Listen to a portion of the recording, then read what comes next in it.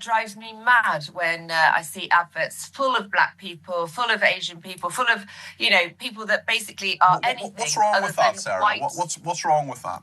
Well, it doesn't reflect our society, and I feel that your average white person, average white family is like I agree with you, Stuart, not represented anymore in TV. There are lots of white people on television, Sarah, are there not? There are lots of white people. There are lots of white men. There are lots of white women. We're talking about adverts, and how many times do you look at a TV advert and you think there's not a single white person on it?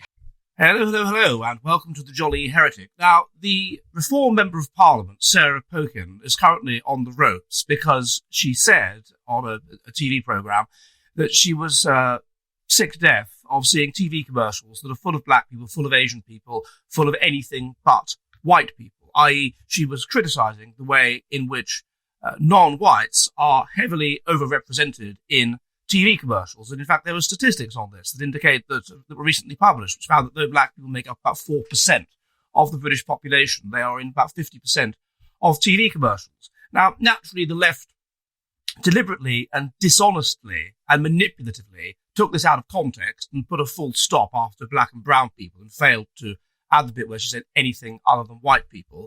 And it's all over the internet, and they're saying that she should resign. But she's resigned for what? Resigned for stating what seems to be a fact, which is that in these commercials, the white people, the people of Britain, are hugely underrepresented. Now, this is what you would expect, by the way, in a dictatorship. Lots and lots of studies have looked at communist propaganda. They've looked at commercials as a tool of control. And they note that in dictatorships, because you're paranoid, and you have a need to control people, and you're ideologically fervent and so forth, then you will use commercials as a means of portraying what you regard as the ideal society, and you will hope that life imitates art. Whereas in countries that are freer, what commercials and indeed things like comedies and whatever will do is reflect back at you what your life is like, but maybe in a sort of slightly light-hearted kind of way. And they may also pave over some of the cracks in terms of social class and things like that. But they will generally attempt to reflect back at you what your life is actually like. And people like that. People enjoy that. People feel secure because of that. It makes life seem like a positive thing and a good thing, and they will be inclined to buy the product. People don't like being got at all the time. People don't like feeling that they're being subject to propaganda all the time. They're being manipulated all the time. And they will tend to just switch off in the face of that and perhaps even refuse to buy the product. And I assume that product makers have to balance that tendency with the fuss that they will get if they don't conform to the party line and use commercials as a means of propaganda.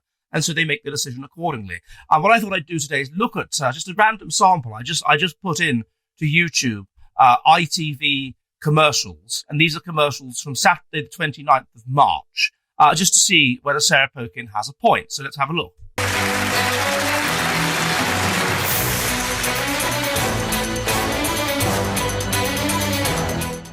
Tonight on ITV1, Adam and Ryan Thomas are your hosts, and 82 players remain on our brand new game show 99 to Beat at 6. And this morning, join Mark Pugach for live FA Cup quarter-final action, Fulham v Crystal Palace at 11:30. Now that's a subtle change from the old days, because you didn't, in the 80s or whatever, you didn't used to have lots and lots of regional accents on TV. The idea was to have an aspiring accent, the received pronunciation to which we should all aspire. So it's interesting that it's a different kind of propaganda in a way. At that time, we were dishonest about the extent to which there were regional differences in accent. And now we emphasise that. So you have a guy with a very pronounced northeast, Newcastle, County Durham, something like that, accent. Next, we've animated film comedy, The Mitchells versus the Machines. Potato. Thanks for joining us for another episode of The Answer in Bingo. Now, remember, in looking at this, that the society is, at the moment, about 75% white. So I would expect that to be and the overwhelming majority of people are sort of heterosexual and whatever, and I would expect that to be reflected in commercials in a free society. If a society was some kind of unfree society that put propaganda over truth, I wouldn't see that. How? Right, immediately. Immediately. Almost everybody on the screen. How? Wow.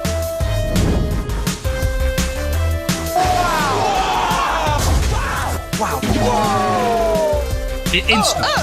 Instant. How quick is a stick? And this is a commercial for a children's programme as well. So the question is, what is the reality it's trying to present to children? Paper can stop attracting. It's how. Okay, so we have a program called How, and there are the hosts, and one of them is, I don't know, some sort of mixture of African and English. One of them is some sort of mixture of East Asian and English, and one of them is English. So that's 2/3. So that's clearly a significant overrepresentation.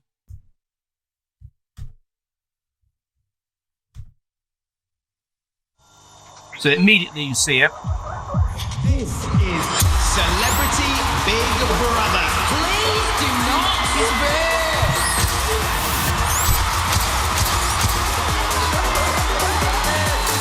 I suppose one way they can get round political correctness is by just having anonymity.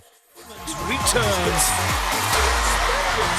Celebrity Big Brother starts Monday, the 7th of April on ITV1 and ITVX.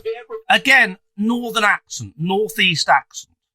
Again, we can't have received pronunciation. We can't have the accent, the kind of accent that can be seen as the accent franca in the country. We have to have a very pronounced northeast accent. On ITV1 and ITVX. My name's Hannah Dawson, 22. A body was found at Right, so immediately, if this is the one about Wales, I don't know. Glasson Dock. It was up close. It was intimate. Right, there we go. So immediately, this is police officers, and there is now a senior non-white police officer in whatever programme this is. This is about having a go at the police. That young life, you just snuffed it out. The Bay. Available now. So half. Not hanging about. Whatever you do, don't unleash the beast. Are you ready? Yeah. Again. I need another team of brave treasure seekers. Where to find them?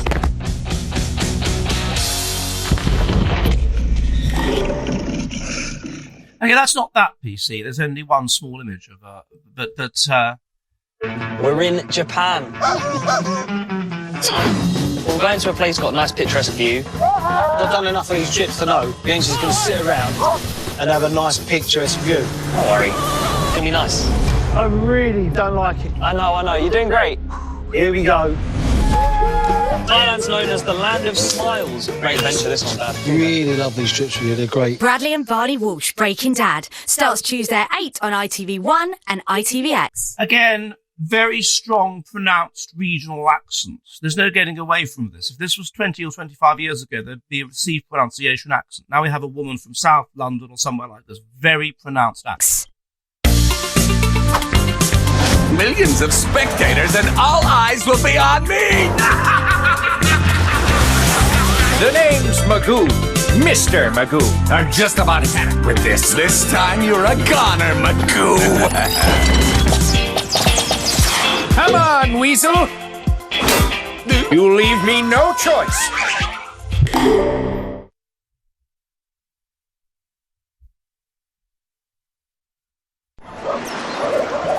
So, typical beach, South Coast.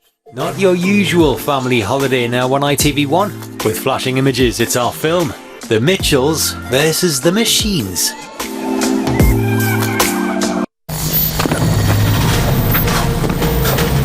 Well, I think you get the idea. There is clear overrepresentation. So you could see that almost from the beginning.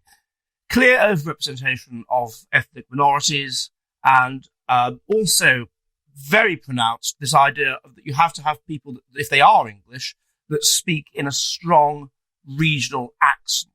So it's a kind of a promotion of working class culture, quite deliberately, as against anything aspirational, as against middle class culture. So it seems to me pretty clear that Sarah Pokin is correct. And the reason for this confected outrage is precisely because she is correct. Are you ready for the future of the West?